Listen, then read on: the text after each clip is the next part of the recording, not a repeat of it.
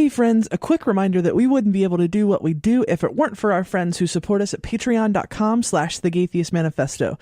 This week, we're using our Patreon money to create a machine to harness the energy and enthusiasm from this week's guest, because good Lord, she's awesome. And she makes me want to be a better human being. Helping us construct this marvelous machine this week are Ollie and Emerald Witch. Thanks so much, friends. If you'd like to help us do these kinds of wonderful things, head over to patreon.com/thegaytheistmanifesto and consider a per episode donation to support the show. Your source for news, commentary, discussion, and debate at the intersection of the atheist movement and the LGBT rights movement. This is the Gay Theist Manifesto.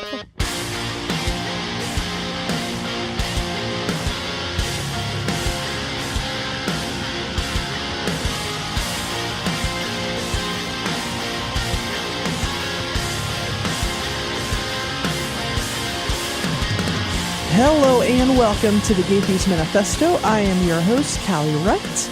This week we are bringing you an interview I did a few weeks ago at PastaCon. The interview is with youth empowerment activist Madison Kimrey. She gave a really great talk about her own story and her passion for youth involvement in politics. Her story starts when she was 12 years old. She wanted to meet with Governor Pat McCrory of North Carolina, her home state. He was taking action to diminish voting rights in the state, and Madison wasn't stoked. She showed up to the governor's mansion to demand answers, and in response, the governor called her a liberal prop in a radio interview. She's been going nonstop ever since, and I'm really, really excited to have her on the show to hear her perspectives on activism. So let's just do some introductions real quick. Tell me your name. Tell me why you're here. Give me some of your story. I'm Madison Kimrey. I am a atheist and a political activist for youth involvement in politics and voting rights and stuff like that. Obviously, there's the stereotype of like the apathetic youth. Yeah. And so you're not that. Right. And tell me how you got there. I've always kind of been involved, so I'm not the best, like, oh, I had this dramatic realization of I like politics, because I always have. But I didn't really get involved into local politics, and I didn't really realize the vital importance of local politics until I was 12. And I started going to like demonstrations and Moral Monday rallies and stuff like that.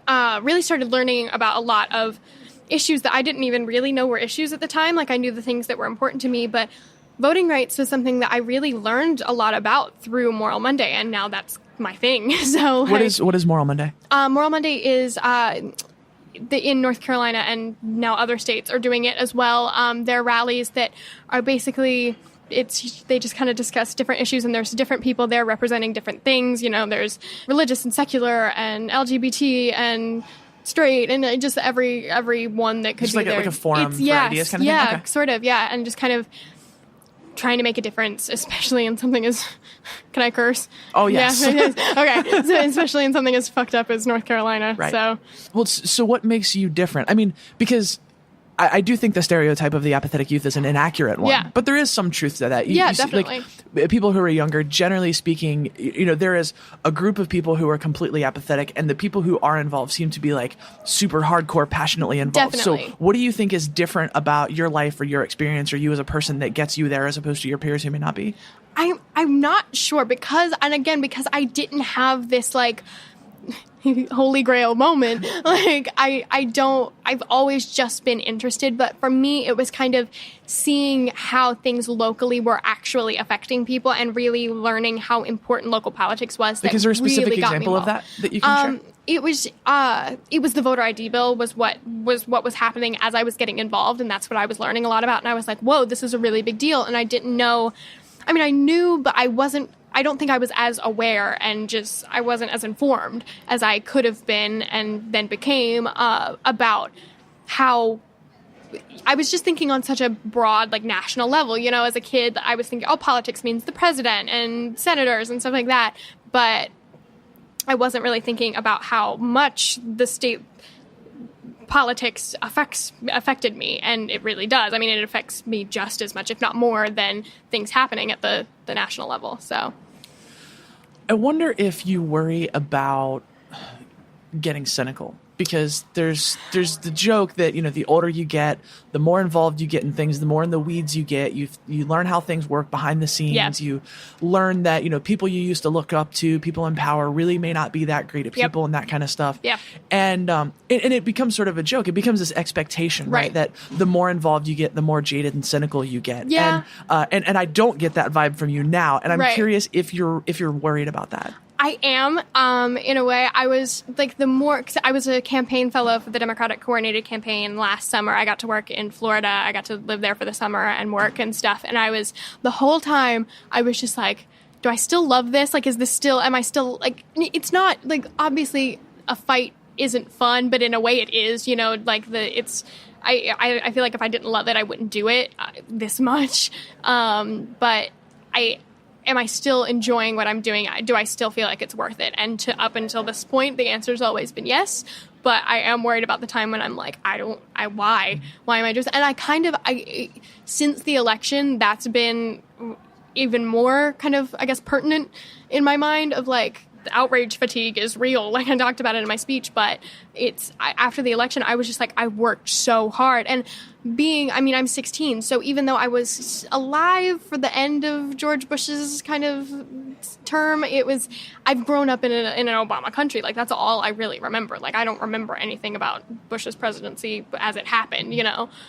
And that's another reason why they say a lot of times young people are less involved, because it's like, if you're a person who is progressive, like for most of the life that I remember, things have been, if not good, like trending that direction at least. So it doesn't seem as urgent. Exactly. Yeah. And we've been really spoiled with Obama. Like, and now that we're in this, we're like, oh my God, we're not like, it's easy to fight when you're winning. I think David talked about that yesterday, but it's definitely a lot easier to fight when you're winning and the things that you're doing are more likely to happen. But when all you're doing is getting punched back, it's harder, and it really tests you and tests how much you care about what you care about. And maybe at this point, I think a lot of people have realized like I can't do it with the way it is now, and that's okay. I feel really bad, but I question that.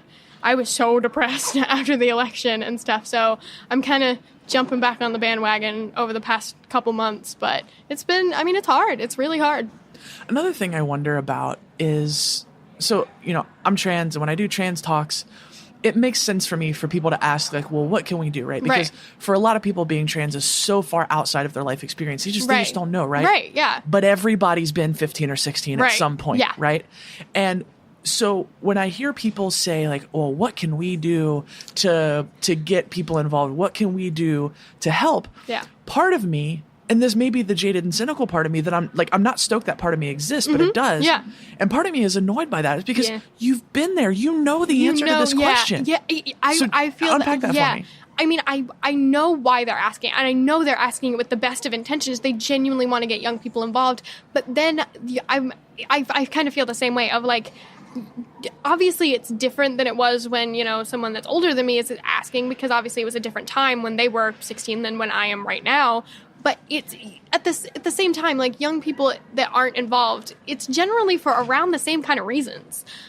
So when they ask me that, I'm like, okay, well, I try to answer it as best as I can, you know, genuinely. How do you answer that question? Because the answer is so unsatisfying, right? Because the answer is just like, well, I mean, listen, and ask young people to be involved, and it's not a sexy answer. No, you know what I mean? Exactly. Yeah. And then that's also something I talked about in my speech, was just like, there's not one answer. Everyone wants the one answer that doesn't really involve a lot of change, and maybe just one person can do all the work for that one answer. And that's not the way it is. And so I think that's so frustrating for a lot of people. And I think a lot of people that do ask, well, how do I get young people involved? Or what can I do? When I tell them, they're like, oh, okay, I understand. But then so many times people do they say, oh, we want young people involved. And then when young people show up, it's like, oh God, there are these young people with new ideas. We don't want that kind of change right now. We can't, we're worried about too much that we're doing. Right. I've been here. What do they know? Right. Yeah, exactly. And I understand where it comes from, but that's the problem. And like, that's what needs to change. So I can't, like, I understand the motive behind that, because you want those young faces, but when the young faces actually start doing things that might interfere with your ideas, then you can just go back home. Like, we don't really need you anymore. Wait till you're older, whatever. Well, and I tend to think that young people, in a lot of ways, grow into the expectations that are set. Yeah, right? Definitely. So if we expect that young people are apathetic and don't care and aren't interested, then chances are they're going to grow up that way, right? Definitely. And so it's almost this self-fulfilling prophecy. It's like, well, we expect it and then we create it. Right. And then when somebody shows up to break that mold, then we're like, you know? Definitely. And that really bothers me because in my mind, there's a difference between simple and easy, right? Solving political problems, solving social problems, it's not easy, but in a lot of ways it really is simple, because there are people who want to show up. Definitely. When they show up, how we react is what's different. It's what makes the difference. Yep. And saying, cool, you're actually, not only are you welcomed in this space, you're enthusiastically welcomed in this space. And it bothers me that seems to be such a complicated concept for people. Do you struggle with that?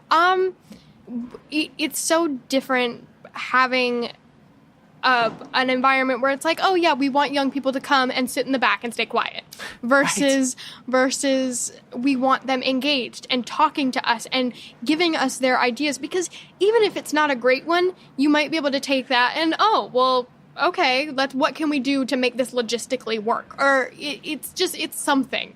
And it makes that young person feel involved, and it makes them involved. And that's, I think so many people just think, well, if we let them start talking, then they're going to totally take over, and there's no way that can happen because we know what we're talking about and they don't. And a lot of it is so uncomfortable for me. This is new. No, I think so much of it is subconscious too. Like, I genuinely don't think people are maliciously like trying to invite young people and then push them aside, but it's just, you want every person, no matter how involved in a movement as a whole you are, you want your ideas to be heard, and you think, as a general statement, that your ideas should be used and are the best of the best. And maybe they are, but I don't think real change can be made without a collaborative effort. Because while one person can make a difference, it takes a movement to make change. And I wonder how you deal with that. I mean, when you show up and you run into that attitude, how do you react? What do you do? I've been lucky in that it's... lucky and kind of unlucky, I think, in a way, of since I was 12, it's always been, wow, you're so involved. Like, we're so proud of you. Thank you for doing what you're doing. And I haven't had the experiences that's why I love talking to young people about conventions and different things and the ways that they're involved. But I feel so kind of cheated out of being able to relate to that being pushed aside, because I've grown into, like, I was speaking at Moral Monday at 12. So I had respect that I think other young people haven't had. And that's a lot of privilege that I've been given. And while it's been nice, I guess, it's kind of, I kind of wish that I could relate to other young people that have had those struggles a little bit more. Do you have a plan? I mean, obviously, the more you do this, you're going to run into it. So I'm just curious, like, do you have a plan for, you run into that and it's like, oh, who the hell is she? Yeah. Do you have a plan for that? I mean, I know what I believe and I know what I've experienced that works, and I'm always going to be there with my ideas and my opinions, and people can take them or leave them, and that's fine. I mean, that's the way the world works. We can't all agree on everything, but I'm never going to, because I've been faced with a lot of hurdles to kind of overcome in that sense. I mean, the governor called me a prop, but like, I think I have yet to be discouraged, and I've only grown kind of more confident in not necessarily my opinions, because again, I know I'm not right all the time, and I know my ideas aren't always going to be the best, but at least I'm trying, and I'm making those connections and trying to make the change that I would like to see. I wonder if... So I mean, obviously, youth empowerment, youth activism is your thing. Mm-hmm. And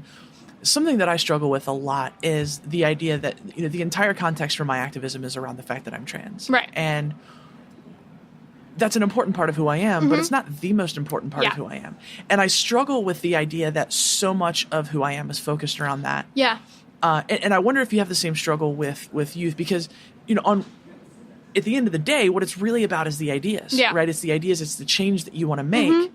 And I wonder if you feel like the youth context is an advantage or a disadvantage. And I mean, spoiler alert, I'm sure it's a little bit of both. Yeah. But like, I'm just wondering if you can unpack that for me. Yeah, I think it definitely is. I mean, I'm glad I have kind of a defining thing. Like, and if I had to pick something that I would want my name to be associated with, it's definitely getting youth involved. I mean, that's the thing that is most important to me. And I kind of used voting rights a lot for that. You know, I mean, it's that's how I got involved in youth involvement was through all of the voting rights and the pre-registration and stuff, and I still care so passionately about that.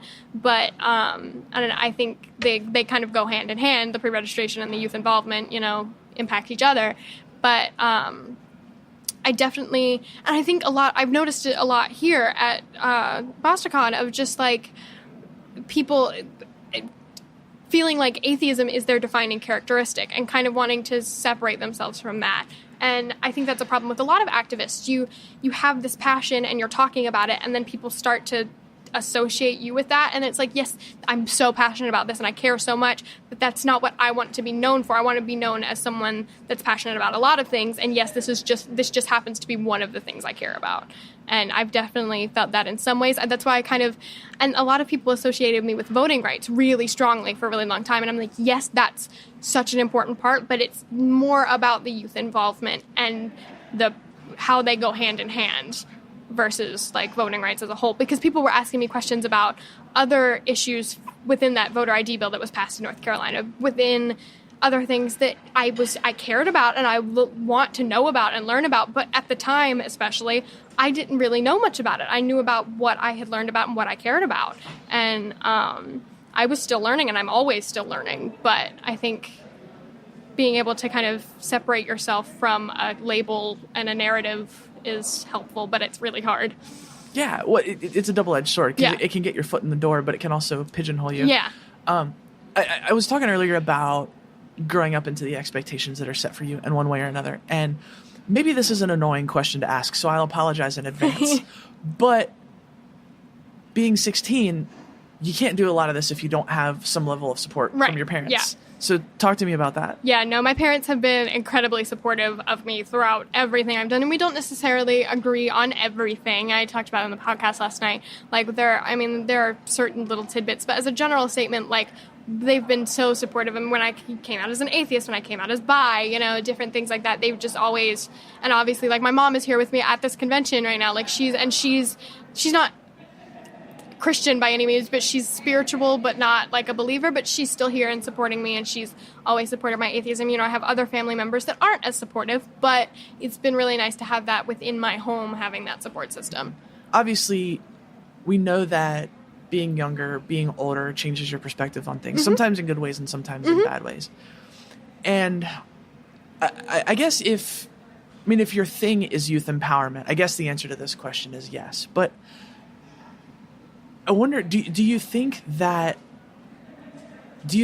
distinction is one that exists as like a matter of fact, or is it something that we've created because you know, older folks want to be dismissive of younger folks? Like, do you think the perspectives are inherently that different, or is it something that we've created that we can solve? Honestly, I think a little bit of both. I think there's definitely a difference between, I have not had as many experiences as you. I haven't had as many experiences as anyone older than me, just because solid time on the earth. But I think at the same time, there are a lot of things that, you know, there can be a 60-year-old that's super homophobic. And I think in that way, I therefore have more knowledge on that than them, because I'm more aware. I know more about that, and therefore I'm accepting. You know, and I think it kind of goes both ways. Another double-edged sword of, yes, you've had more time on the earth, but you might have not been open to learning about the things that I have, so therefore I might have a leg up on you in some way. So I think in a way it's been created, and in a way it's kind of there. Like, obviously, just by solid earth time, like, I'm not going to have had as many life experiences, but that doesn't mean that I don't know as much in the same realm. And I guess a lot of way the question comes back to one of innocence, right? Yeah. it's a silly and problematic concept. Yeah. But like I think you know what I mean Yeah. when I say that.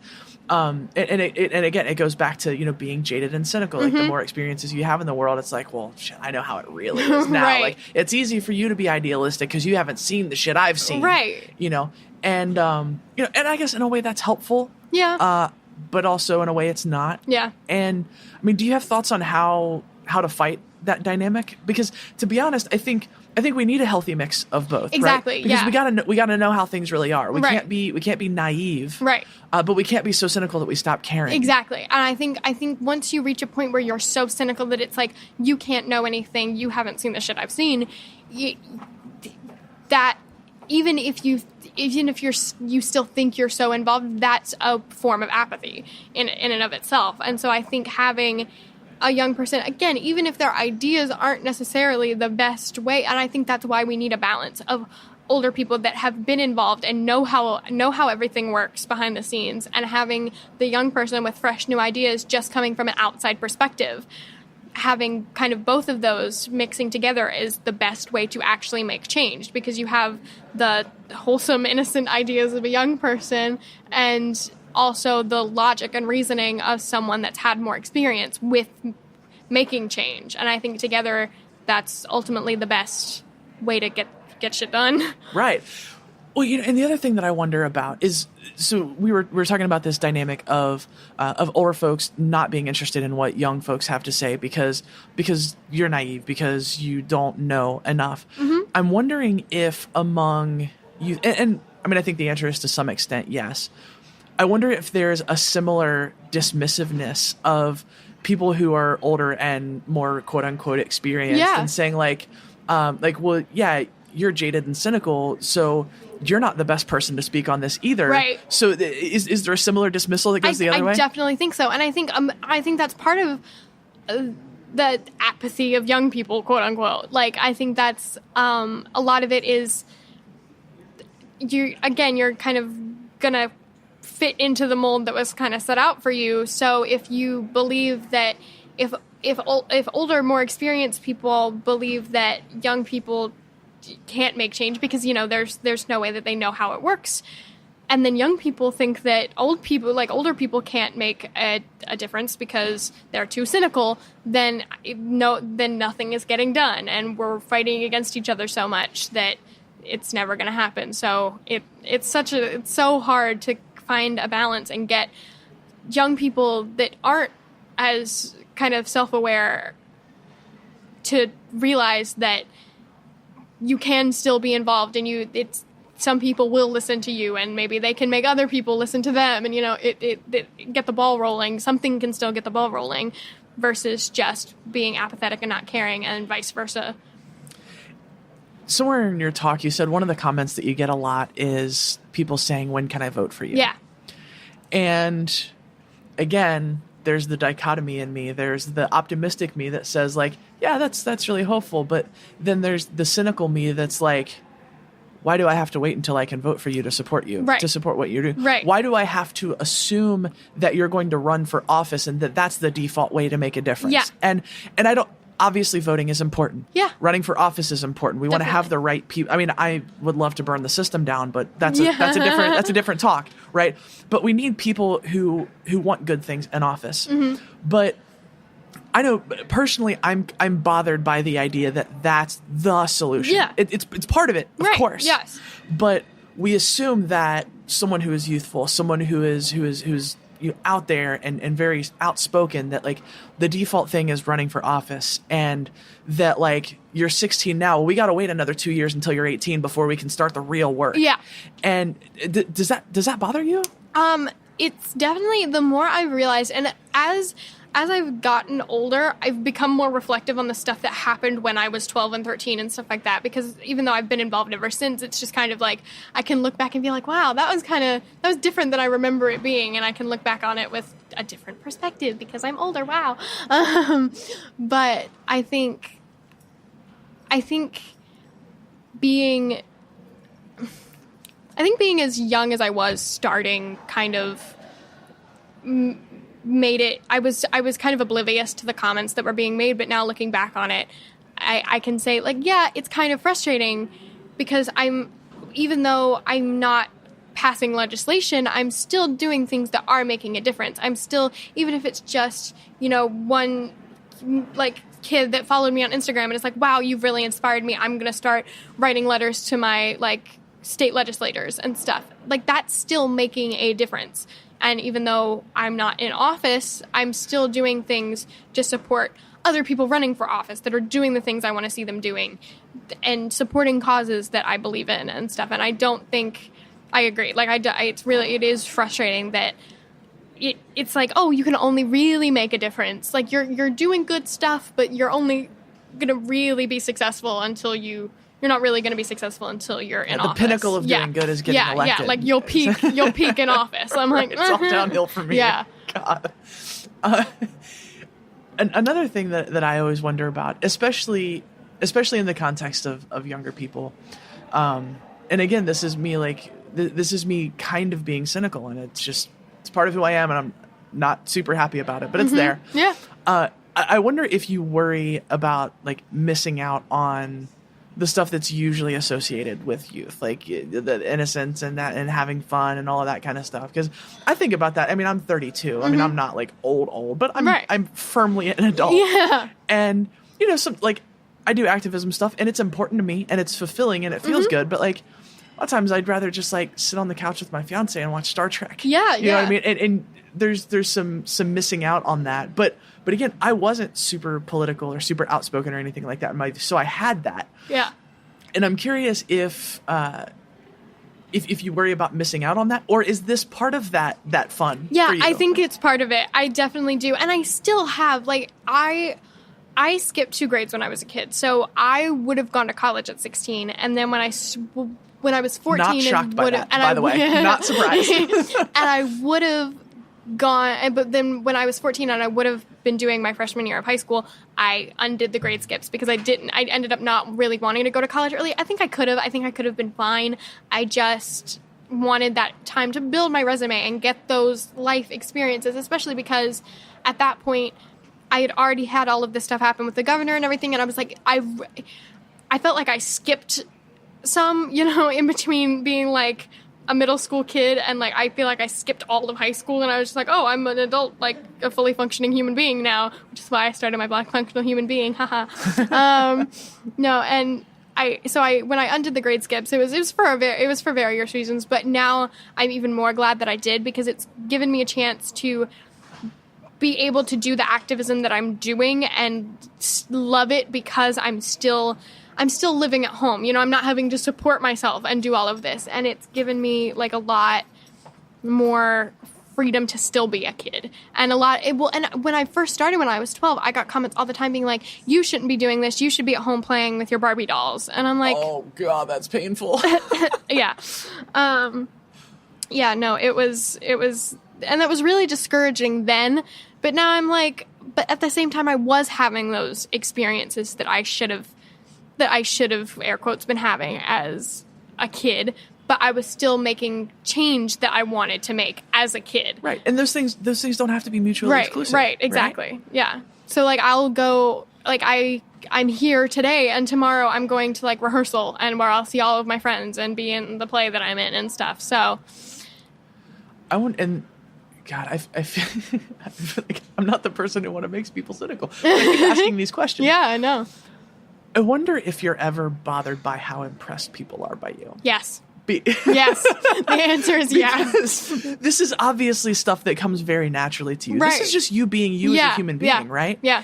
And so you're just like, I'm just doing me. Yeah. Right? And people are like, oh my God, this is amazing. Yeah. And I feel like if I were in that position, I'd be like, are your expectations really that low? Right. Well, so it's very stressful. And like the older I've gotten, like the more like scared of change I think I've gotten within myself. Like not objectively, but just within myself. Yeah, no, exactly. I'm like, I don't know, can I like undo 2 more grade skips and just stay in high school for like 2 more years? Like can what am I doing? I'm not ready. Like, which I think is a normal part of growing up, of just like being scared of not being ready enough. Yes. Yes. that is perpetual. Especially like I'm applying to colleges soon and stuff. And I'm like, oh my God, I'm not good enough. I'm not ready, whatever. So, but it's been a thing ever since ever since I started of just like, wow, you're incredible. Thank you so much for doing everything you're doing. It's amazing. And I'm like, but it's not, and it shouldn't be. And and I understand that it is because not a lot of young people do what I do. And I understand that. But at the same time, it's like, if you're that shocked by what I'm doing, that kind of explains why other young people don't get involved. But then at the same time, the more I do this stuff, the more stressful it gets because I'm like, okay, I have this like thing of impressing people. And I feel like if I don't impress them enough, then it's like, and I kind of hate it, but I'm also trying to exceed it and live up to it more. And I'm always stressed that I peaked at 12 or 13 or whatever. So, yeah. Oh my God, that's incredible. No, I'm like, I met the president when I was 13. That's like, I got to go in the White House and meet Obama and stuff. I'm like, how do I go up from here? And it's really stressful now writing my college applications because I'm like, I did all of this when I was like 12 and 13. This wasn't during high school. How do I include this?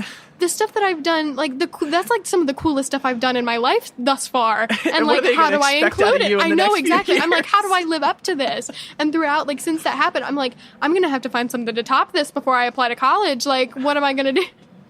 They're going to be like, oh, well, she was cool when she was 13, but and now? Like, right.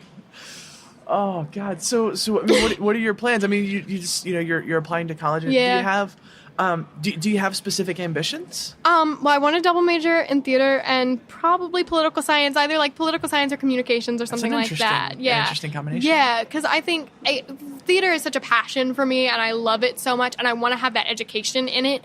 Whereas like political science or communications or whatever I would do would be, that's what I want to do, like if I want to run for office or whatever. But I think the two kind of go hand in hand, especially if I'm going to run for office. Like political science and theater kind of intermix quite a bit.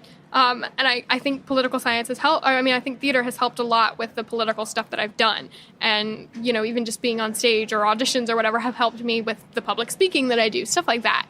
So, I don't know. That's what I want to do, though. And I want to, like, there's kind of the more realistic one, and then there's the one that I just want to learn and because I love it. I love poli-sci too, obviously. I'm here, but...